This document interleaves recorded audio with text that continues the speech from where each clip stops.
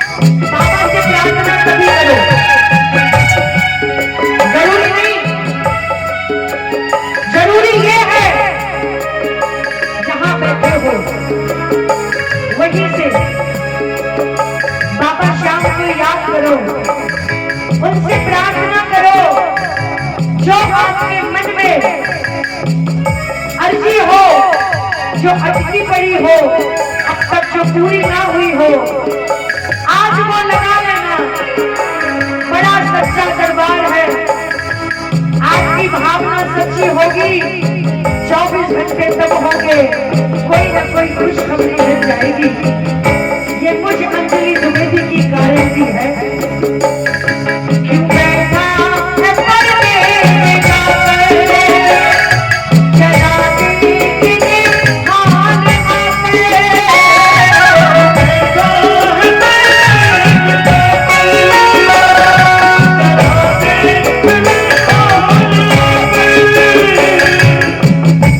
जब मैं आ रही थी आज के कीर्तन के लिए, तो मेरे पास एक कलकत्ता से फोन आता है, कलकत्ता से। मेरे साथ वाले फोन उठाते हैं, जब कोई जरूरी होता है तभी मैं बात करती हूँ, क्योंकि व्यस्तता ज्यादा रहती है।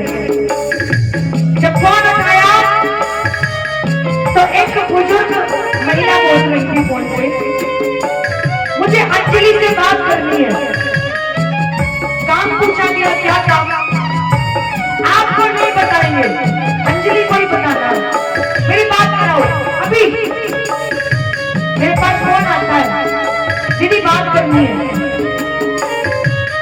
मैंने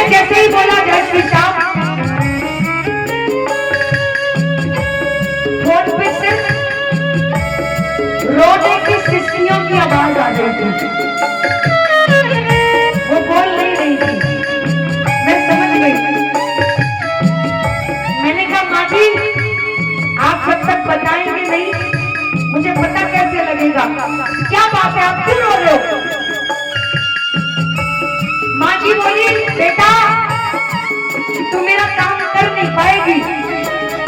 मैंने कहा मुझे बताओ तो सही, मैं कोशिश करूंगी। बोली मुझे बाबा श्याम से मिलना है, मुझे उनके दर्शन करने हैं।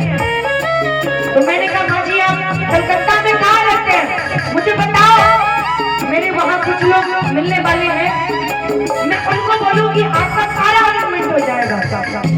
बोली मैं नहीं जा सकती। मैंने कहा क्यों? बोले बताया ना मैं नहीं जा सकती। मैंने कहा बताओ तो सही माँ जी क्यों नहीं जा सकती? बोली मेरे पैर नहीं है, मैं अपाहिज हूँ, मेरे पैर नहीं है, मैं चल नहीं सकती, मैं नहीं जा सकती हूँ खाटू। मैंने कहा तो आप मुझसे क्या चाहती हो? बोली मैं नहीं जा सकती खाटू तो क्या, वो खाटू वाला तो मेरे पास आ सकता है। बोलिए श्याम प्यारे की जय। मैंने कहा माँ जी मैं कोशिश करूंगी, बाबा श्याम से कहूंगी, प्रार्थना करूंगी कि वो आपको दर्शन दे, लेकिन ये कृपा वाकई हुई, कृपा हुई भैया। मैंने तो माँ जी को दिलासा देने के लिए बोल दिया था कि मैं करूंगी कोशिश। अभी कुछ ही देर पहले मुझे मोबाइल दिखाया गया जिसमें मैसेज था और माँ जी बोली बेटा तुमने मेरी प्रार्थना पहुंचा दी क्या? मैंने कहा क्यों? बोले दोपहर में आज जब मैं सो रही थी, आराम कर रही थी, तो बाबा श्याम मेरे सपने में आ गया मुझे दर्शन देने। क्यों बैठा है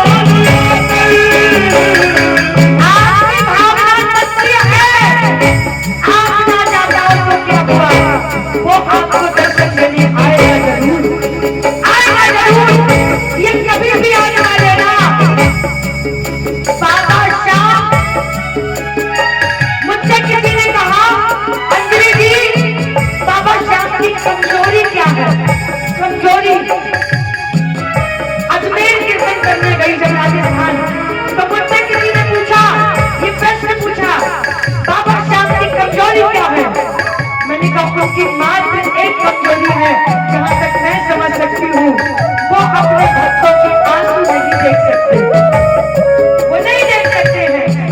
जब जब भगत मंदिर में बैठ के बाबा के सामने रोया, बाबा श्याम ने उसको अपने गले लगा लिया। क्यों बैठा है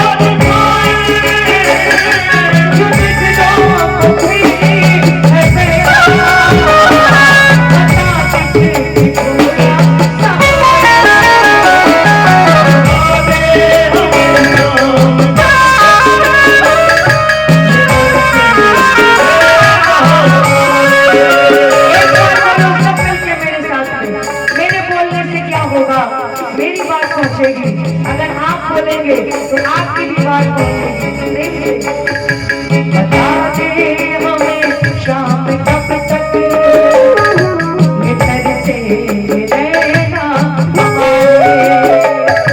बता दे हमें शाम कब तक ये तरसे रहना। श्याम बाबा का दरबार जो गए होंगे, ये दरबार चमत्कारों से भरा है, चमत्कारों से भरा। और चमत्कार क्या क्या होते हैं इसके दरबार के, सुनिएगा। एक छोटा सा चमत्कार आप सबसे साझा करना चाहिए।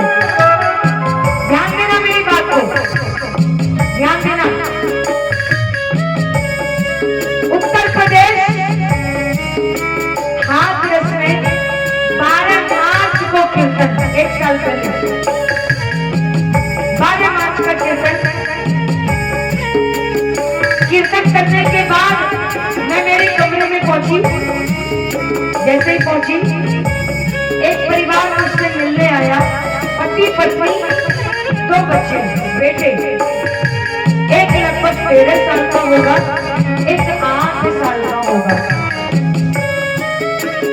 उनकी पत्नी आई, मेरे गले लग के रोने लगी। मैंने कहा बहन क्या हुआ बताओ। बोली दीदी मेरा ये बड़ा बेटा अभी सर्दियों में नहाने गया बाथरूम में, आधा घंटा हो गया बाहर नहीं निकला।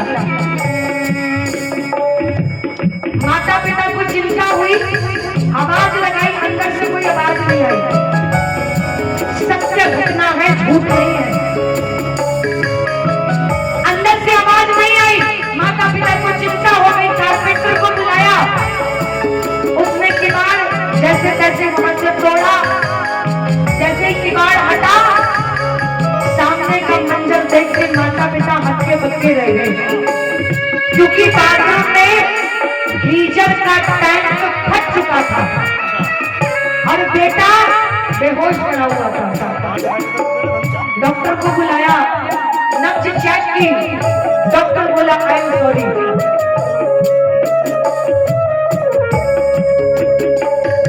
अब तो भगवान ही कुछ चमत्कार कर सकते हैं, लेकिन छोटे बेटे को उनके भरोसा था, वो मंदिर में गया।